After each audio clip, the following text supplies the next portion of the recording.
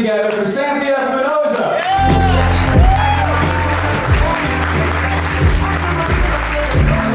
Guys, keep it going for Dan Dries, everybody. Let him hear it.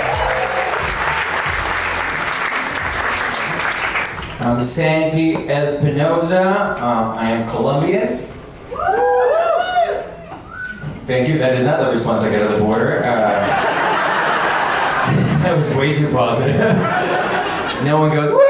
No. Thank you, though. Let me take off my hat so I can do my job professionally. I know when I take off my hat, I look like a Korean single mother.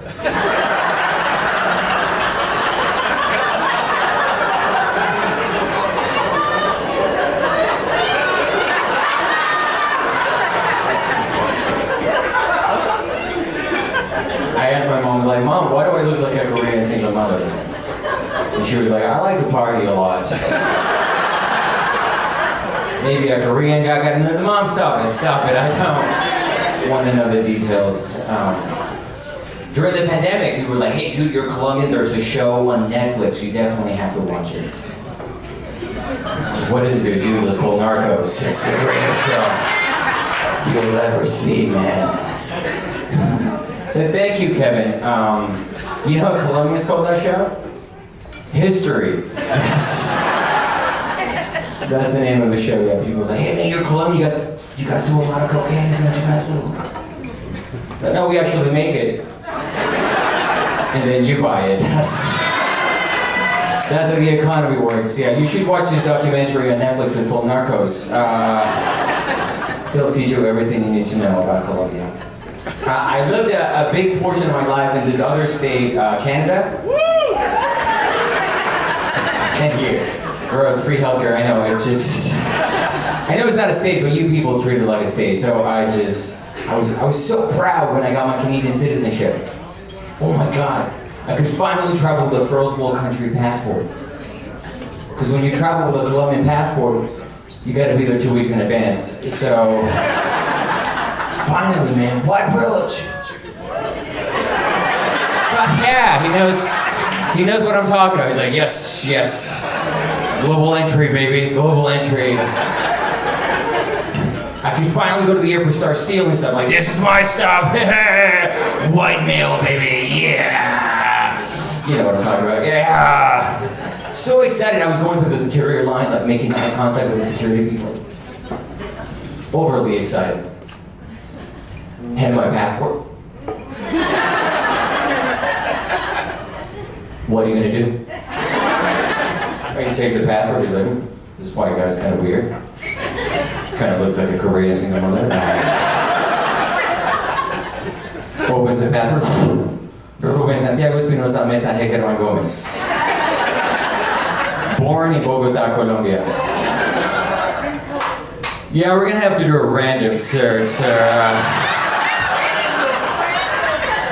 Quítate los pantalones, por favor.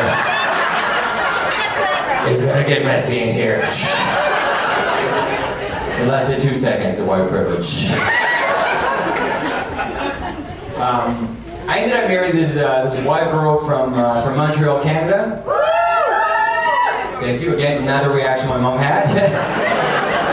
My mom was not. She's like, Santiago, ¿por qué no se casó con una colombianita, hombre, para poderle hablar? Santi, why didn't you marry a Colombian girl so you could have a conversation? We could have a conversation. I was like, Mom, that is exactly why I didn't marry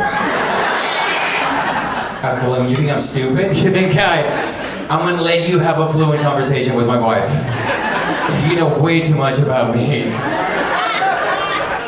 My mom and my wife are having a conversation. They're two different conversations. My wife comes up to my mom. She's like, oh my God, Colombia is such a beautiful country. Encanto.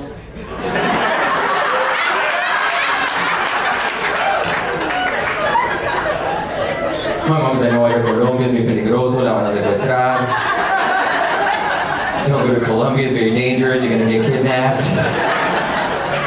My wife's so cute and all excited. She's like, oh my God, I just had the best conversation with your mom. She really wants us to go visit Colombia. Keep swinging, baby, that lets you understand each other. They happier. I'm gonna do that. This was crazy. Santi Santiago Espinosa. I gave my wife the green card. Mexicans can do it too, motherfucker. Thank you. I know I'm not Mexican, but you people can call me Mexican, so I'm just going with the flow. Oh man, so great. Feels so great. She's so white. Because I know she's very white. She's got a lot of anxiety. She's like, oh my God, I have so much anxiety today. My anxiety is killing me. I can't even. When I was 10 years old, I had anxiety. I told Mom, I was like, Mom, I have anxiety. You know what she said to me? Go to sleep. That was my therapy. I just took a siesta. Everything was fine after that. During the pandemic, she didn't get COVID. She got something much worse than COVID. She got baby fever. You know what that means? You want to be broke forever. How do I have no money ever? Yeah, have a baby. Having a baby is like buying the worst cryptocurrency you can think of. Right? It's just like you ask people who invested in crypto, they'll give you the same response that people who had children give you when you ask them, why'd you do it? They're like, well, other people were doing it at the time, so I thought it was a good idea. Clap if you got children, clap if you got children. Okay, let me ask you, was it a good investment? Yeah, absolutely, yes, totally, like everybody. Is someone honest? Was it a good investment? Yeah. Oh my God, really? Is that your son right there? And that? They look okay. What do you do for a living? Okay, yeah, a good investment. I'm a carpenter and I live in my mom's basement. So yeah, it's just moms are so cute. She would just we would be together during the lockdown and she would just go on her Instagram, she would open her Instagram, and Instagram would give her 3 options, boop boop, get a dog, boop boop, get wasted, boop boop, have a baby. Right? We looked at each other, we're like, we're not responsible enough to have a dog, let's have a baby, that makes sense. How hard can it be? We can barely take ourselves of ourselves, let's just do this. So funny. This is how I knew she 100% had baby fever. She would send me calendar invites all the time with baby making time. And I would always reply, maybe attended, maybe. I'm gonna be really busy that day. I actually have a vasectomy on Zoom, so good luck with that, honey. Pretty hard to do a vasectomy on Zoom, but you get it done. Oh man, wild. Having babies.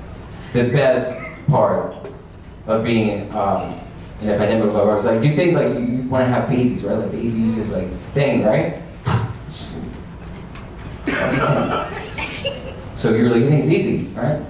12 months, we're going, nothing. Why do high school kids get pregnant right away? Right? You go to a high school, I had the babies back to back. First one was just a tip. Second one was merely eye contact, to be honest with you. I just looked at her and she was just pregnant. So hard, man. The best part of being married to my wife, or to be totally honest with you guys, was when we were dating. Right, clap if you're dating, clap if you're dating. You're dating, right? Look at the smiley face. He looks at me like, yeah, we're fucking. It's great. Look at this fucking smile. Look at that dude. He's just I need space from this woman. I really, Dude, dating is amazing. You're not telling the truth when you're dating. I remember when I was dating my wife, we were in New York City, I'd be like, hey baby, I don't know, I feel wild today. Let's go to Central Park and watch some pigeons. She'd be like, oh my God, I love pigeons. Let's do this. Yeah! Right? Now we're married. I'm like, hey baby, there's a documentary about pigeons. She's like, I fucking hate pigeons. Are you stupid? What happened? What changed? You know, what I miss the most when I was single, was playing Tinder. Oh, you guys play Tinder? Did you play before? Okay. Tinder, did they have? You're looking at me like, oh, I don't know what that is. I really don't know. You look at me like, I don't know what that is. Dude, clap if you know what Tinder, the dating application. Do you guys know what that is?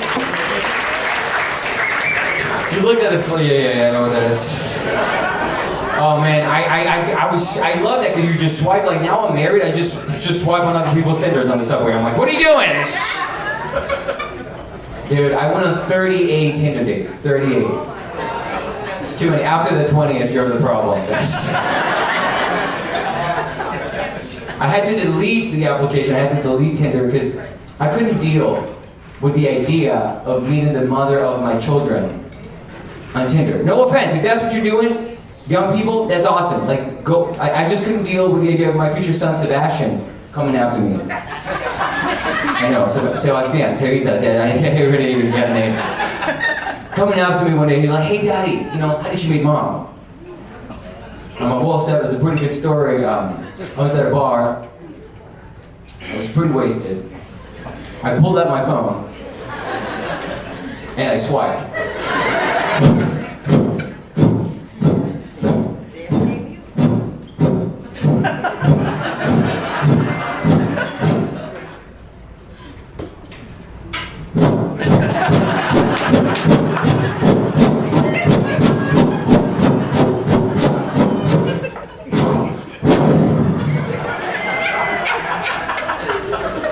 20 times to the right, and your mom, that sassy skank,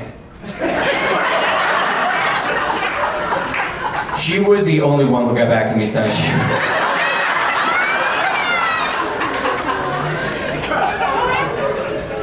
We had sex without a condom, and she's very Catholic.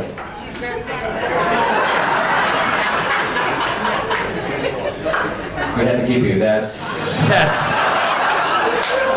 I know you guys are like, that's a Tinder and a Catholic joke together? Like, how did they do that? Oh man, it's Catholic. Being Catholic is kind of weird. You have any Catholic people? I grew up Catholic, 100%. Clap if you're Catholic. All right, see, organized clap. You're like, yeah. Catholic. Every Sunday, you go to church, you go to mass, it's just like the whole thing, and everybody's like, oh. The priest is just like giving this tight five, like everybody's like, ah. So weird. I don't know if this happened to you. When I was 10 years old, my mom told me that if I masturbated, Jesus would watch me do it.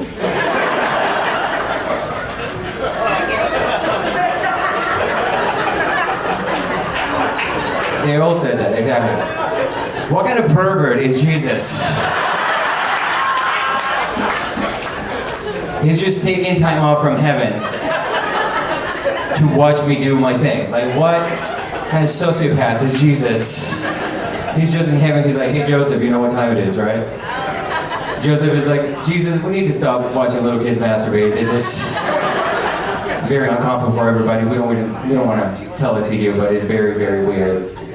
Every time I went to the bathroom, I was like, where the hell is Jesus?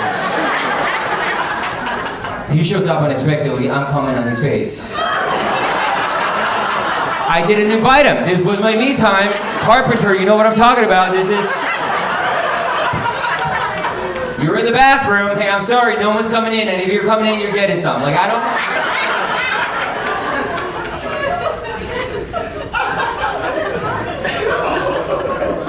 Years later, though, I found out she wasn't talking about Jesus. She was talking about this guy, Jesus,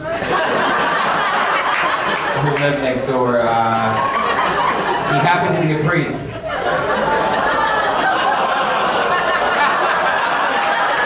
Thank you so much. My name is Santi Espinosa. Keep it going for your host. Thank you so much. Give it up one more time for Santi Espinosa.